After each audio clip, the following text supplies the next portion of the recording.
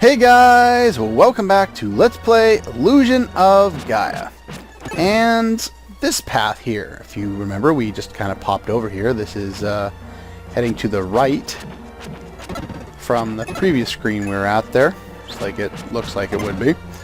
And I talked about a lot last time about how confusing this area can be, and also how useful this attack can be. Or not. You have to, you know, set it up properly, and I'm not particularly good at using it, so, oh well. Yeah, but like this area is really too confusing. It shouldn't be this confusing because, you know, all the paths look the same, and, you know, you're basically trying to organize and figure out where you're going based on, you know, very limited amounts of landmarks, put it that way. And, you know, actually, come to think of it, a friend of mine who actually had this title before I did, you know, way back in when we were kids, you know, he got to this point in the game, not particularly this screen or anything, but he got to this point in the game, and that's when he stopped playing, because the game, he got lost and he could not find his way out. So, yeah, he was not happy about it. And he ended up putting down the game, and I don't think he ever really picked it up again. It took me years later when I found a video walkthrough online and another Let's Play that, you know, took a good approach to it and kept me entertained through the whole thing. So I was able to go through the, you know, the game again and, you know, get all the way back to this point and actually, you know, break through. So, you know, it was definitely interesting to replay it again, you know, years later. It's probably, you know, 10 years later that I ended up, you know, playing this game, you know, after, you know, not having finished it the first time. Here we can turn back to Will. I don't recommend doing so. Let's just heal up and save. The only reason that you would need to change back to Will in the rest of this area is when you leave. So there's no reason to do it right now. I wouldn't worry about it at all. Will is vastly inferior right now because the Dark Friar tag is extremely useful, specifically in this area, just because of how the paths lay out. This here will jump us all the way back to the start of the area, which saves time. Well, not the area, but that screen anyway. Now, if I remember, yes, last time we got the mushroom drops. So let's equip those and we'll be able to make use of those. No enemies left in here, so I don't have to worry about running. And here, I already put them on. There we go. And yeah, so it basically fills out this path. And now we can head up here. Yeah, that's the one thing about specifically this area. Please, please make it easy on yourself and either, you know, follow a walkthrough, like you're obviously doing if you're watching this, or, you know, show, you know, you like get a map. Like there are a couple of really good maps out there.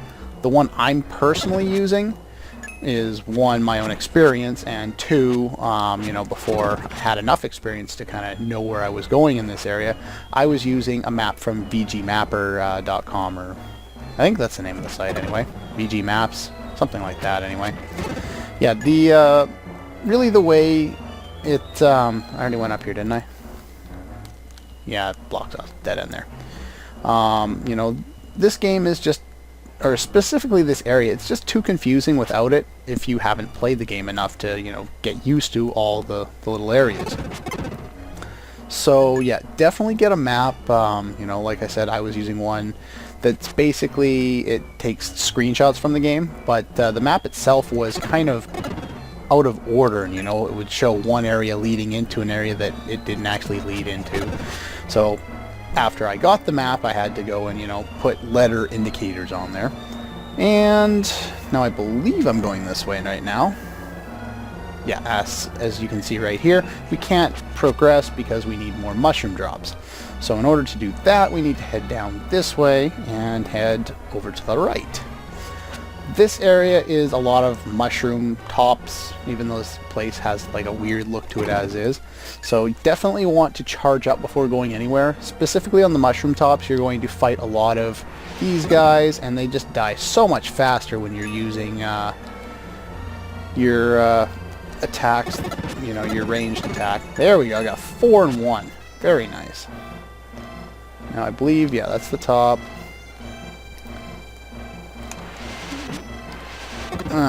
Barely hit them.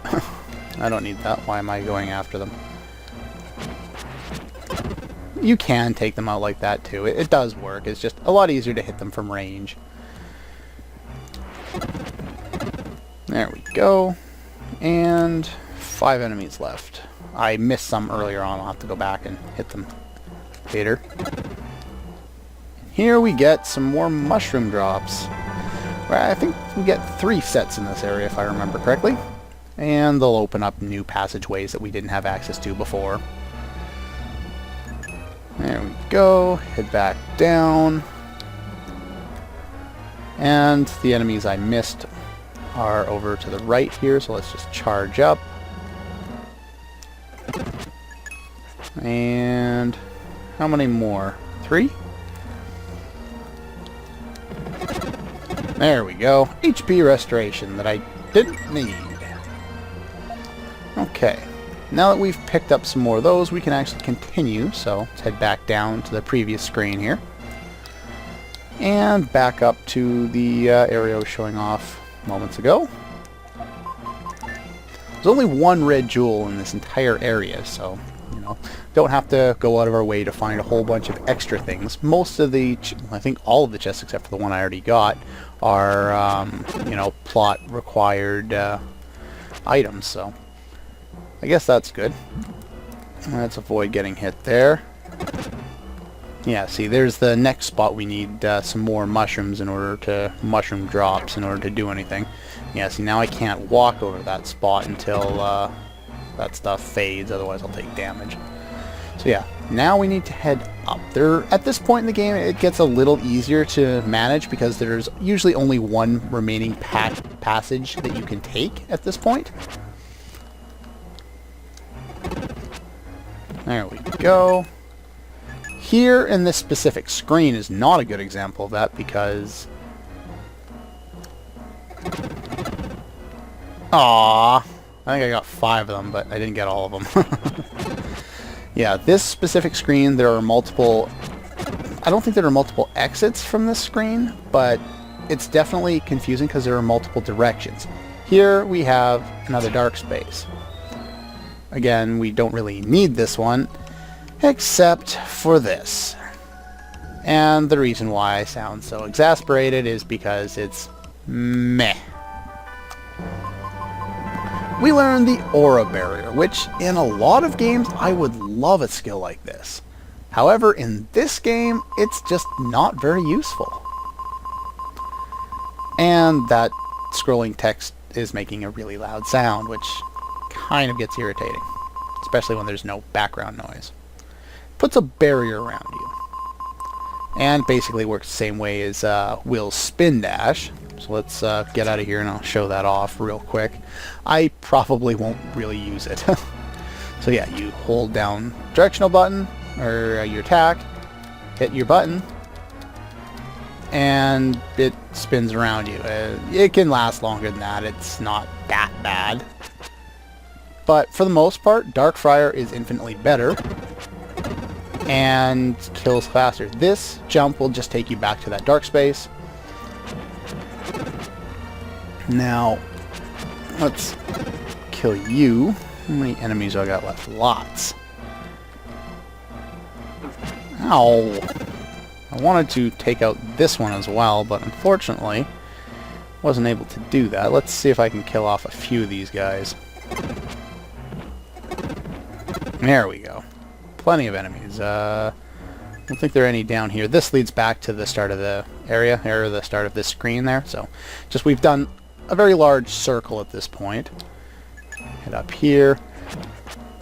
Basically, there is no real right way to do a lot of this. This specific area, specific screen is really confusing because there are so many directions you can go. You can take that, but you don't need to. We'll get over there in another way later. Relatively soon, actually. There we go. Now let's... no, go away.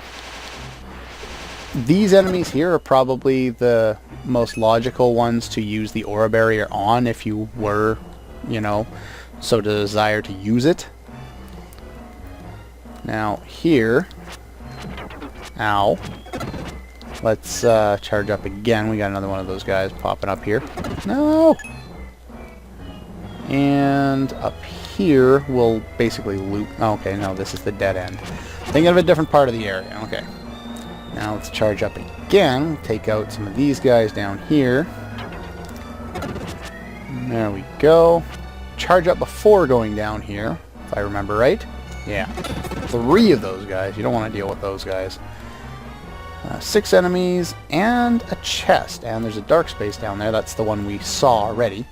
However, basically that's what you want to do. You want to loop around to this area here. This is the furthest area in the top right of the map.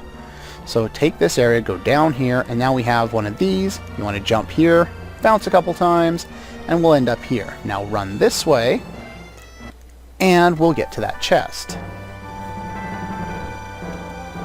And we get more mushroom drops. Yay! They allow us to continue on. Where are the rest of these enemies here? Now you can take that path. I guess that's the only path.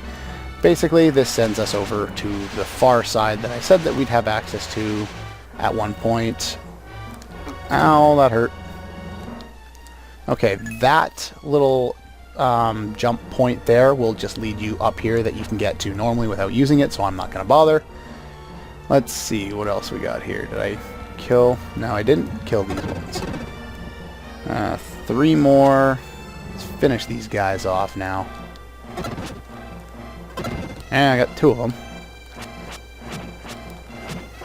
There we go. More defense.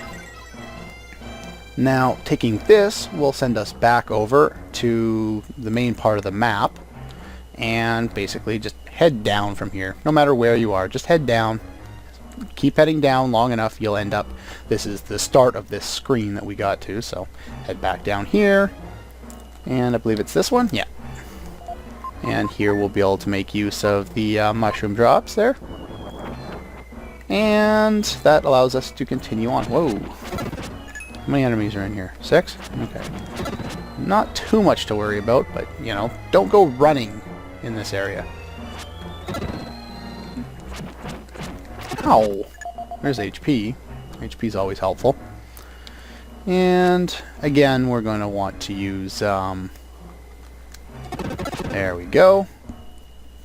Darkfire is extremely abusive in this area. You just kind of have to slow down from what you were doing before. Don't bother taking that. It's not necessary. Continue over this way, and now the path is pretty straightforward. There are still enemies, though. And I think this is the only time we get one of those flautist guys like them in an area that's not full of mushroom caps. Or at least he's not starting off on those mushroom caps. Ow. I didn't even need the dark gem. Why the hell did I do that? Okay, let's not get hit by that. That's not nice. Ah! If you let it go too far off screen, you'll... ouch! Ouch! You will... you won't be able to activate its ability to break apart there. Yeah. There we go. More strength. Go away. And this is a dead end over here, so yeah. Go up here and up this way to the next screen. Yeah, pretty straightforward at this point. There's not nearly as much stuff to deal with that gets you lost. And here, after all our painstaking work, we get a bloody teapot. Well, at least we got, you know, what we came here for. Now, normally I would do the backtracking off screen because, you know, it's me just going through the same area over and over again with no enemies, so it's kind of boring. But this area is relatively confusing, and I want to show you the proper way to get out of here without getting lost. So yeah, just head back here,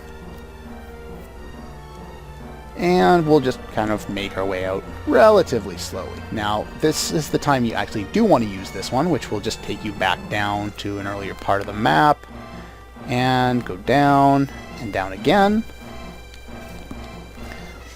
Now, if I'm on the screen I think I'm on, yeah, this will lead over to getting Will, the one I told you not to pick up earlier.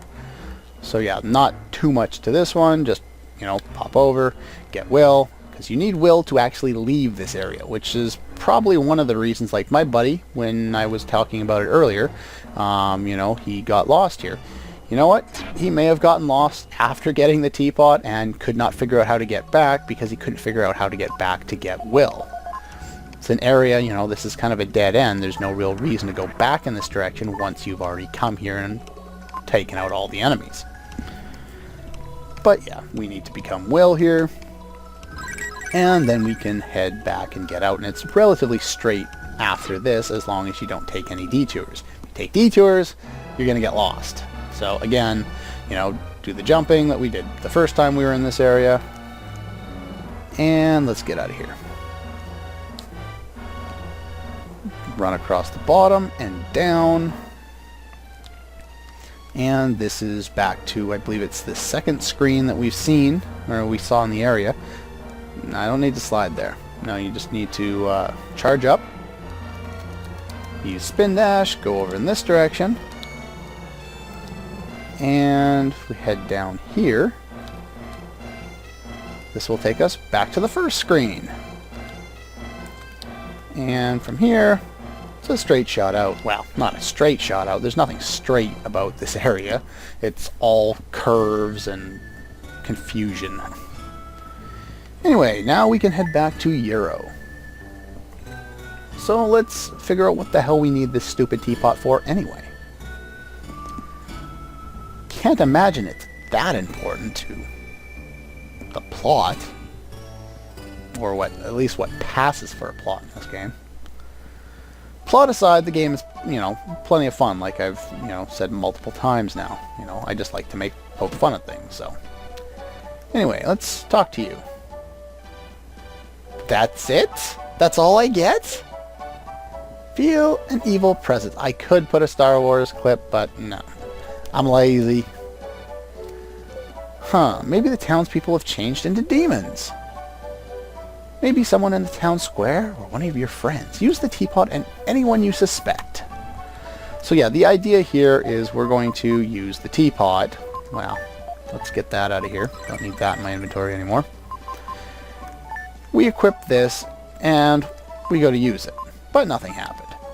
Those are the two creepiest guys in town. Why would you expect them not to be them?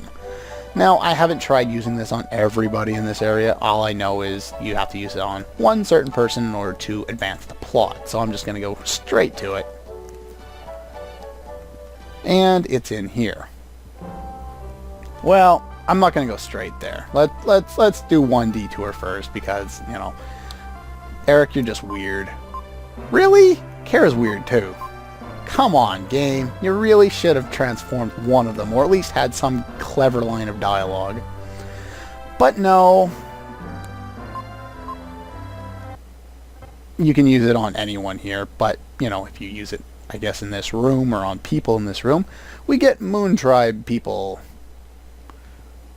Be wrapped in darkness. Oh, so his parents are dead. That's creepy. And unexpected. I wouldn't have any words either if I were you, Neil.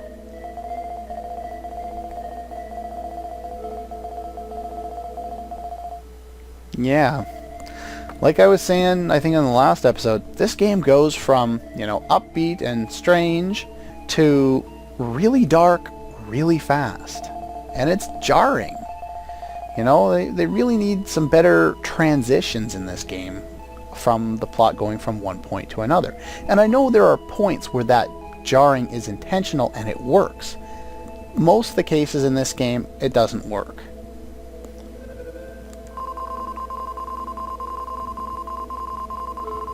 Ashamed? There's nothing to be ashamed of. His parents are just dead. He found out 2 seconds ago.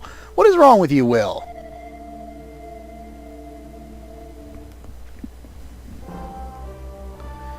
And we wake up in the guest room. Disappointment awaits? Okay. Oh, well, yeah. Change the company that started it. So, apparently now we know, somehow, that this company started the labor trade, even though we've seen it in other cities too, and it could have been started by anyone. Oh, well, that's nice. He really does deserve to, inherit the company. His parents had it, someone else, assumingly someone else, not his actual parents, were responsible for the inclusion of slave labor in the company. As someone around town mentioned, they, oh boy, something about, I lost my train of thought. Oh well, I guess this is probably as good a spot as any to stop. I think the transition is they just kind of throw you into the next area. So I'm going to stop here. Video's long enough. And yeah, so that's all for this episode. And next time we will continue with this little dialogue and figure out what exactly we're supposed to do next. And if Neil's going to take over the company, that means I'm down to 3 people. What the hell is Eric going to do at this point? Yep, so yeah, I'll see you guys next time.